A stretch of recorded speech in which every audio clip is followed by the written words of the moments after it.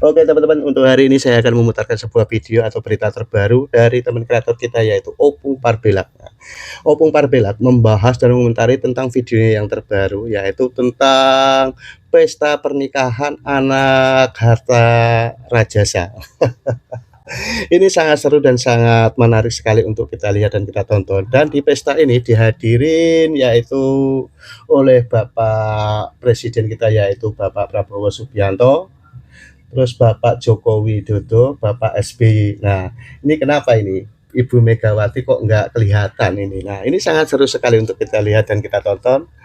Supaya teman-teman tidak penasaran dengan videonya, mari kita lihat dan kita tonton videonya. Kalian tengok dulu video ini. Hah? Udah? Ada yang ange. Ada yang kebakaran jenggot. Ada yang kepanasan. Kesurupan. Plus kesetanan.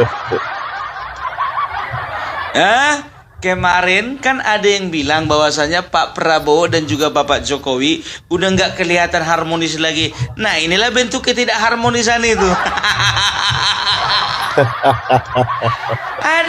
Aduh Bapak Prabowo. Bapak Prabowo ini nambah stres orang sana loh, Pak. Pertemuan dengan partai PDIP Bapak tunda-tunda, kepernikahan Bapak bisa. Ini ceritanya gimana, Pak?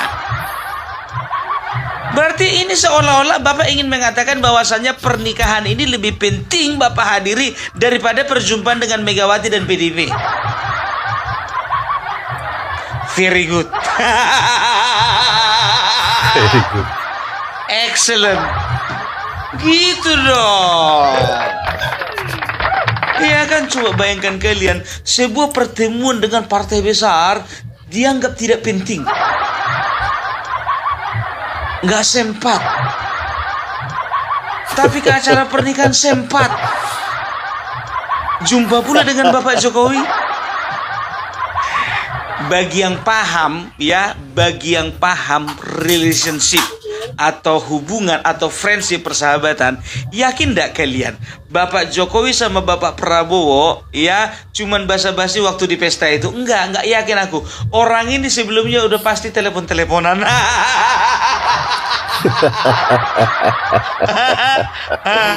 Ya, jadi telepon-teleponan. Yang menikah ini kan anaknya Hatta Rajasa, ya bisa dibilang lah orang seorang politisi dan juga pengusaha yang berpengaruh di Indonesia kan begitu. Nah, ya kan, udah pasti dong kalau udah datang undangan ke Bapak Prabowo, undangan datang ke Bapak Jokowi, telepon-teleponan ini, entah Bapak Jokowi telepon Bapak Prabowo dulu contohnya ya kan. Bapak Prabowo sudah dapat undangan. Oh sudah, Pak. Itu kan Pak anaknya Bapak Hatta Rajasa. Iya, saya diundang loh Bapak Prabowo. Dan rencananya saya berangkat hari ini ya pagi-pagi. Gimana Bapak Prabowo jam berapa di sananya? Kalau saya nanti di sananya itu sekitar jam-jam 10 lah. Oh kalau kayak gitu janjian aja, saya juga jam 10 nyampe sana. Oh iyalah kalau kayak gitu Pak. Nanti bakalan saya bawa beberapa menteri dan juga beberapa orang dari Gerindra. Yo wes, saya sama anak saya saja, kata Bapak Jokowi. Datang Bapak Prabowo, anaknya yang mana loh Pak? Lo masa lali? Anak saya yang jadi wakil sampean iku loh.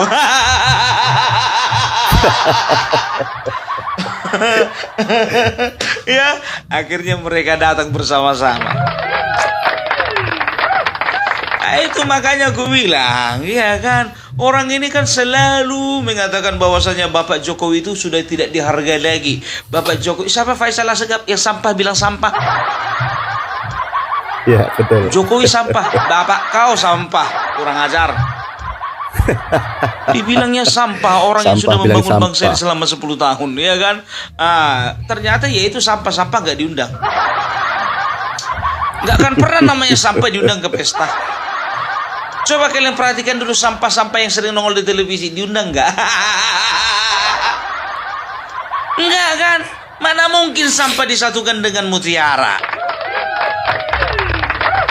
Itu dia. Jadi sudah tahu yang mana kualitas sampah sesungguhnya. Ya, yang ini lagi. Kalian tengok dulu ya. Lihat lagi ya, lihat lagi.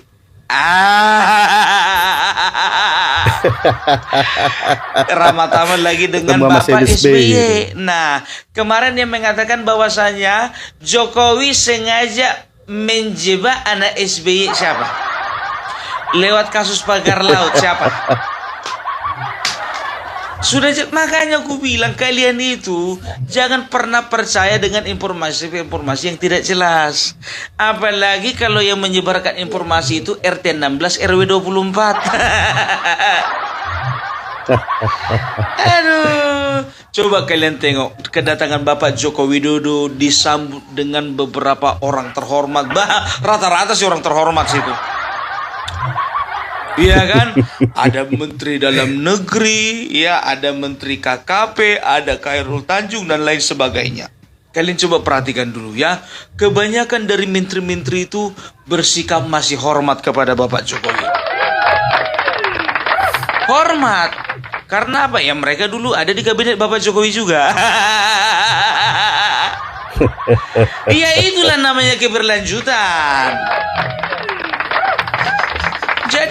Jadi orang salah persepsi gitu, apalagi golongan RT dan RW sana. Jokowi cawe-cawe.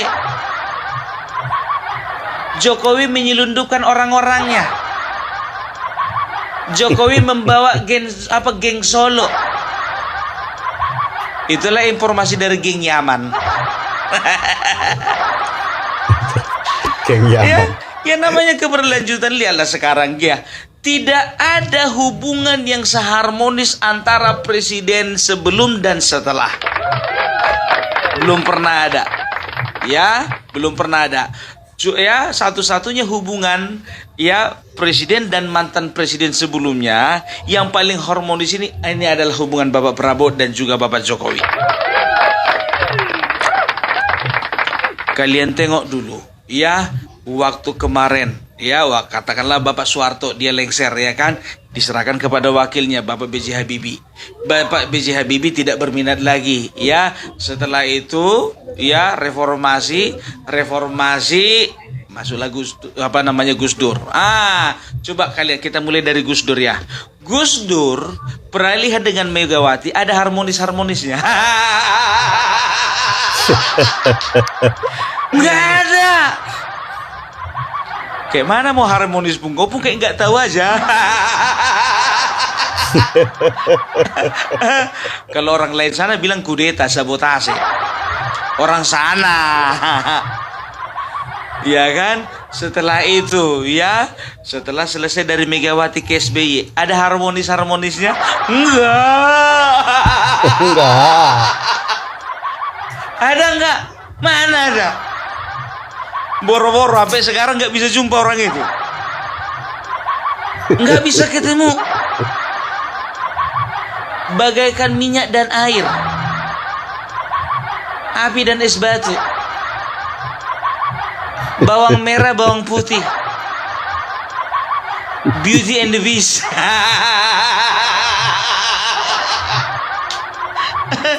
Ya, itu dia.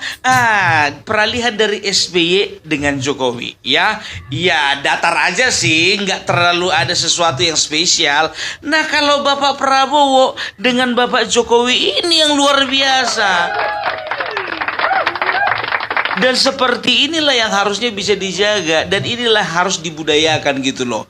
Menghargai ya presiden sebelumnya, dan presiden sebelumnya itu harus ya mensupport dan memotivasi calon presiden yang akan menjalankan pemerintahan berikutnya. Itu makanya aku bilang ya, jangan kalian itu selalu berpikiran bahwasanya Jokowi itu sama Bapak Prabowo tidak dalam keadaan harmonis. Salah besar itu ya. Tapi jangan kalian salah persepsi juga. Kalian mengatakan bahwasanya setiap kebijakan-kebijakan Bapak Prabowo ya, maka itu dipengaruhi oleh Jokowi. Nggak ada. Jokowi sudah selesai. Semuanya kembali ke tangan Bapak Prabowo. Perhatikan aja, ada beberapa hal ya. Contohnya ya masalah infrastruktur ya. Ada beberapa jalan tol yang akan dibangun sewaktu masa Bapak Jokowi. Nah, ternyata ketika zaman Bapak Prabowo bukan semuanya, tapi ada beberapa yang dibatalkan. Apakah ini ingin memberi kesimpulan kepada kita bahwasanya Bapak Jokowi dan Bapak Prabowo sudah tidak mau sejalan lagi dengan Bapak Jokowi? Tidak. Ya, tapi Bapak Prabowo mungkin kalau Bapak Prabowo beliau itu fokusnya beda dengan Bapak Jokowi. Kalau Bapak Jokowi kan fokusnya kemarin infrastruktur, berpendapat bahwasanya infrastruktur yang baik ya itu akan memberikan efek yang baik kepada perekonomian rakyat. Nah, mungkin menurut hemat Bapak Prabowo ya infrastruktur sudah cukup dan beliau fokus kepada pembangunan sumber daya manusia. Tapi ini bukan artinya beliau itu jadi semua apa yang dilakukan Bapak Jokowi dia cancel, dia batalkan, tidak kan? Tapi bagi dia, menurut dia ya namanya sebuah pemerintahan, namanya sebuah pemimpin. Tidak ada seorang pemimpin dan juga sebuah pemerintahan yang betul-betul perfect, sempurna 100%. Kita nggak tahu ke depannya, mana tahu Ganjar Pranowo jadi presiden. Oh, ini makan gratis ini sudah perlu dievaluasi. Dia bikin jadi internet gratis. Ya kita nggak mesalahkan juga kan. Setelah habis masanya si Ganjar Pranowo contohnya, masuk lagi ke masanya Anies Baswedan. Ibu-ibu hamil diberikan tunjangan. Beradulah hamil semua ibu-ibu yang ada di Indonesia ini. Tadinya ada program KB keluarga berencana hanya 2 anak saja, ini jadi 5 anak satu rumah. Lumayan tunjangan. Kan begitu. Jadi setiap presiden ya itu memiliki kebijakan masing-masing, walaupun ya mereka itu keberlanjutan ya sama di dalam sebuah badan, sebuah perusahaan, sebuah korporasi ya seorang pemimpin itu pasti dia mempunyai sasaran-sasaran tersendiri gitu. Jadi jangan diterjemahkan sebagai perpecahan antara Bapak Jokowi dengan Bapak Prabowo. Kan goblok. Dikit-dikit Jokowi Prabowo tidak harmonis. Dan tahu enggak kalian, di antara sekian banyaknya pejabat-pejabat dan datang dan orang-orang besar, yang paling menarik perhatian itu adalah kehadiran Yusuf Kala. Yusuf Kala. Ngapain lah kawan ini hadir? Pikirku begitu kan? Setelah ku teliti, rupanya anaknya Hatta Rajasa menikah dengan cucunya Yusuf Kala. Rashid Rajasa dan Tamara Kala. Oh iyalah, datanglah cucunya ke nikah, masa nggak datang? Iya, ya walaupun dia bukan seorang pejabat ya namanya cucu, namanya kakek, ya pasti datanglah kalau cucunya nikah. Tapi mama yang satu itu kok nggak datang ya? Mak kemana mak? Atau aku yang ketinggalan informasi mak? Lagi pusing gitu Bang. Tapi kurasa ini Bapak Prabowo ini jujur aja lo gue bilang ya, mungkin dia cari-cari informasi nih ya, ditanya lah itu bagaimana Megawati datang enggak? Ditanya sama panitia acara kan.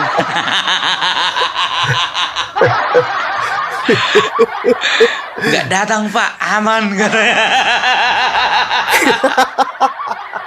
Ya, jadi nggak datang lah Megawati ini, makanya datang nih Bapak Prabowo dengan leluasa kan begitu. Kalaupun datang Megawati, ditanya itu sama panitia, jam berapa dia datang? Loh kenapa rupanya Pak? Kalau datang dia jam 10, aku datang jam 2.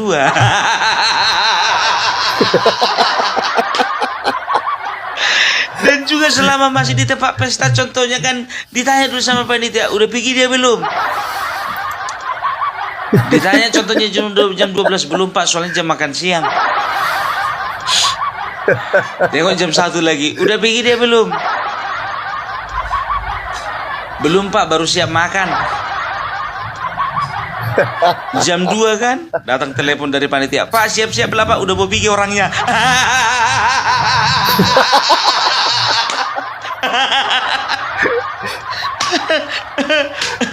Aduh, takut kena lobby kali. Aduh, atau panitia nggak mau mengundang Megawati karena apa? Ya kan? Karena apa namanya? Tahu orang itu kalau datang Megawati nanti Bapak Prabowo nggak datang ini. Lebih terhormatlah pesta ini dihadiri seorang presiden daripada sekedar ketua umum.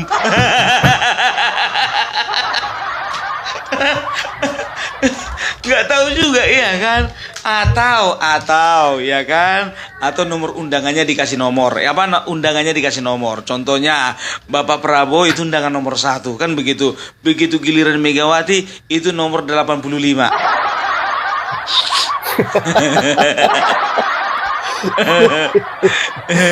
Jadi mana yang VIP dan mana yang VVIP? Soalnya kemarin pernikahannya anak Akbar Tanjung, walaupun Jokowi datang, Megawati juga datang. Cuman kan timingnya kan berbeda mungkin, ya kan? Tapi ini kok kayaknya aku nggak dengar beritanya, atau aku ketinggalan berita. Tolong dulu koreksi. Itu dia, ya. Jadi kalau bisa dikatakan, ya, semuanya sedang dalam baik-baik saja. Yang nggak baik-baik saja itu mulutnya Ferry Amsari, mulutnya Loki Gerung, mulutnya Faisal Asgaf, mulutnya Koni. Ya, Koni nggak diundang. Mana tahu aku. Kok kalian tanya sama aku Koni diundang atau enggak? Udah aku bilang ini acara orang terhormat sampah gak diikut sertakan. Ya, ingat. Apa kata Faisal Asgaf? Bahasa umum. Bahasa umum.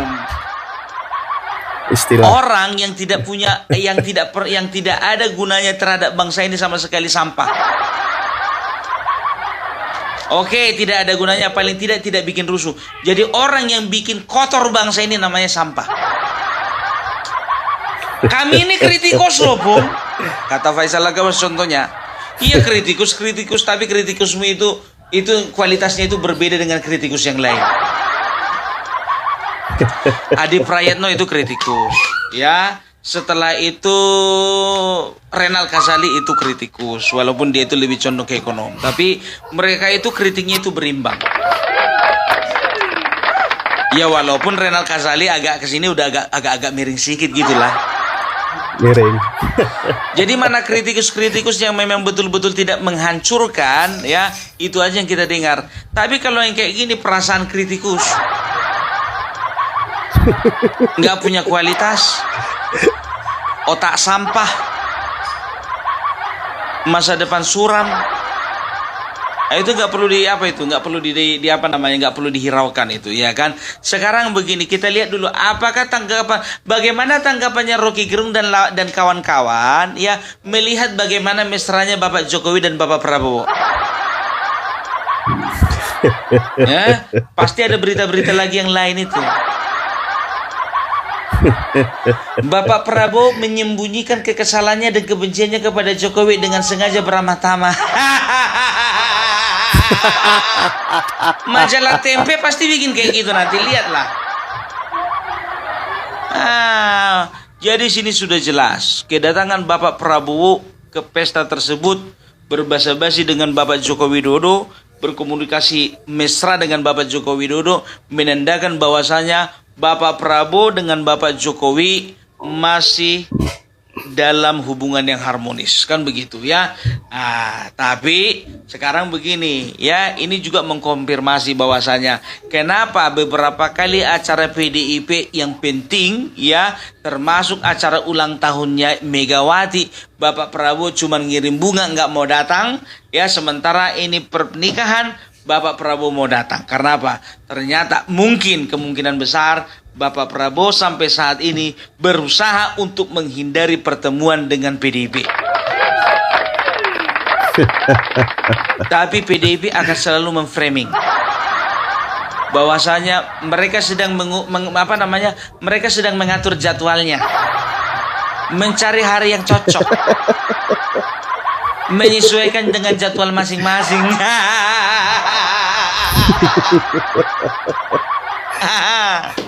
Aduh. Kalau ini jujur aja gue bilang ya, kita nggak akan pernah mendengarkan lagi suara orang-orang PDIP yang nyinyir. Karena apa? Menurut